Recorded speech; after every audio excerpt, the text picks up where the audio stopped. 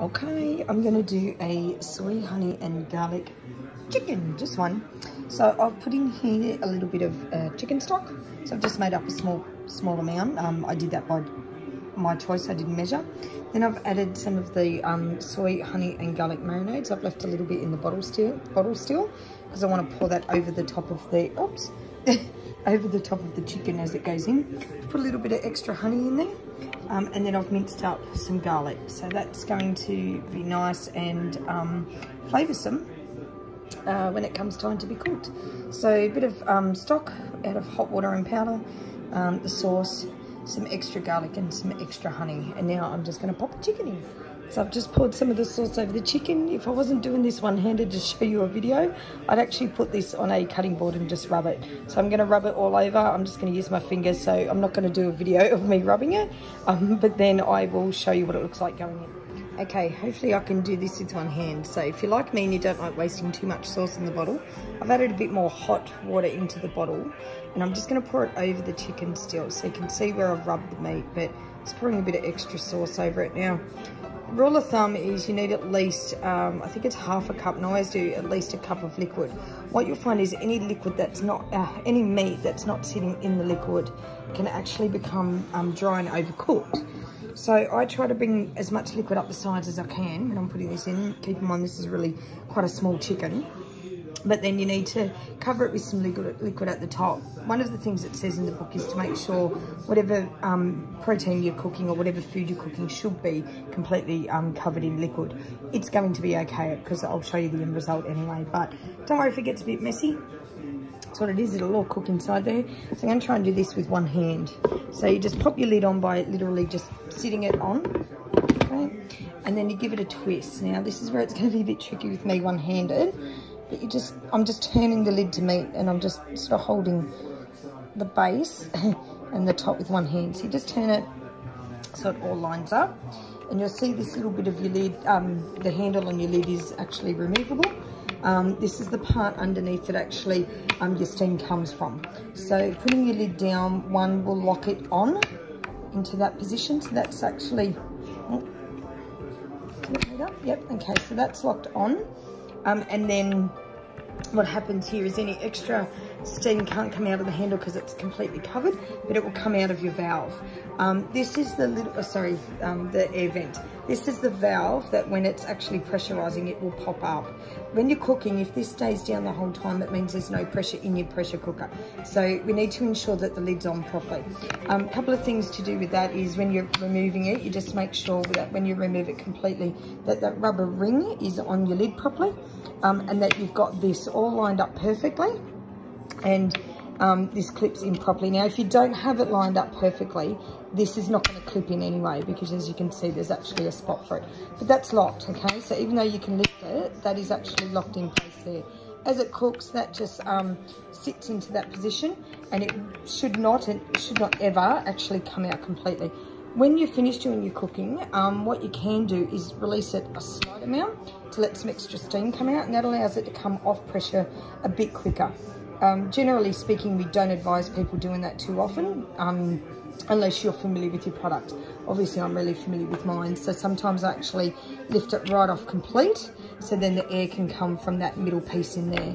But what that does is it lets all the pressure out, depressurizes your pressure cooker, and allows you to open the lid a bit quicker. It's really good if you're in the middle of cooking a recipe and you need to add more ingredients. Generally speaking, if you just like this, I'm going to cook this. A normal roast chicken I do for half an hour in a bigger size. I'm actually going to do this for about 28 minutes. I'm just going to take a couple of minutes off being a bit smaller. But once that's done, I will then take it out and show you as well what I mean about the lid. So what I'll do is I'll release it a bit to show you the steam being released, and then I'll release it completely, and then I'll probably put it back down because I want it to pressurize on its own. Anyway, nice and easy to use. For example, there's my valve up. If I was to push on it, which it is a bit hot, but if I was to push on it, you'll see from the pressure, it'll just push straight back up. And then the other valve is what releases the extra steam as it's cooking. Okay, chicken's gonna come out. So Rocco's finished. It should be absolutely, oh, it's pretty hot, absolutely going to town with the valve. So what I was saying before, just see if I can, I'm just going to put the phone down 2 seconds.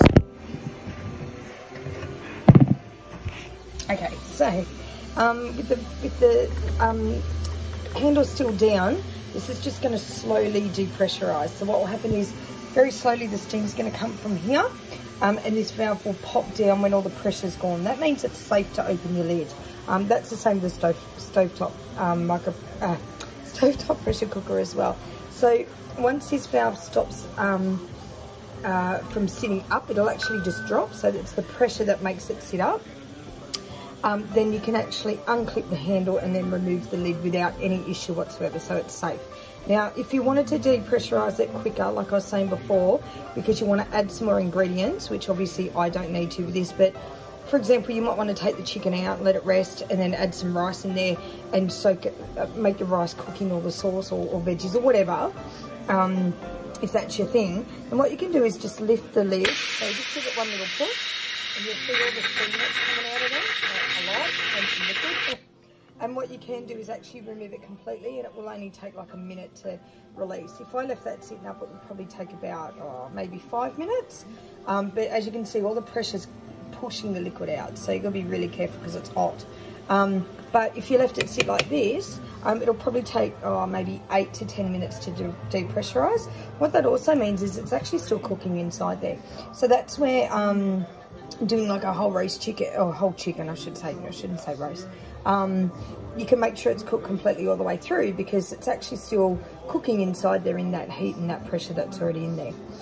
So I'll actually open this up on video very soon and show you what it looks like cooked. Okay, I'm going to take the lid off now. I haven't even looked at it yet, so you guys are going to see it with me. It's like an unboxing. So you just release that lid. You can actually either leave it where it's sitting there, or you can take it out completely. It doesn't really matter. But if you lift it up, that's the spot where all that steam's going to absolutely pour from. So you've got to be really careful if you do release it early, especially when you go to grip the handle to undo it. So you can actually just have it sitting there, as long as it's not pushed all the way down, like that, sorry. If it's like that, you can actually untwist it, because what that does is locks it so this lid cannot twist off its base. Okay, now let's see if I can do this. Oh, I probably can't do it one-handed. Oh yeah, there we go. So I've just twisted that so they don't meet up anymore, if that makes sense. See how the base and the top handles don't meet up? And then my lid should, there we go, just lift straight off. And there's my chicken. So you can see the meat is coming off the bone, which means it's completely cooked. It's going to be really juicy in there. And you can also see that it's actually not burnt on the top or anything. So what they generally say to have your meat covered for is because the top of it can burn. If you're doing a beef brisket or something like a tough meat and that's sitting out of liquid, that can actually get like it's almost like a burn because there's not enough moisture on it. But what I did with this is not only did I coat it and then I poured some liquid over it, because I've got so much liquid in here, rather than just half a cup, there's enough to actually keep sort of lapping over the chicken as it cooks. So when I take that out and cut it up, it's going to be really juicy and tender. But that's it. There's a chicken cooked in the microwave. It's not going to be rubbery. Actually, see that bit of darkness there? That's kind of what can happen if you don't have it sitting in liquid. But what you'll find is a lot of that's probably burnt on honey anyway from, well, not burnt, but caramelized honey from being cooked. But yeah, but there you go. So that's a whole chook cooked in the microwave. Really, really simple to do. As I said, I normally do a much larger one, so it fits this whole pressure cooker, and often there's not as much liquid. What you can do with this liquid is, what I would generally do for ribs and things like that is I'd take my meat out, sit it on a plate, let it rest, and then the liquid that's in there, I'll pour a little bit over the meat, but then the rest of it I'll put in a fry pan and actually simmer it on the stove to make it really thick. And then once it's thick, it'll be almost like a honey consistency. You just pour it over again. That's if you like sauce like that. It doesn't really matter. It's everyone's preference how you have it. As I said before, you might want to take the chicken out and actually cook your rice in that, so that'll pick up all that flavour, or get rid of some of the liquid and put the rice in. If you're going to cook rice in there, it's probably only going to take about 10 minutes in the pressure cooker now that it's hot. If I put that lid in and on and put it back in there, it's probably going to come to pressure a lot quicker than when it was cold. So yeah, so if I popped rice in there and cooked it, it wouldn't take all that long to cook.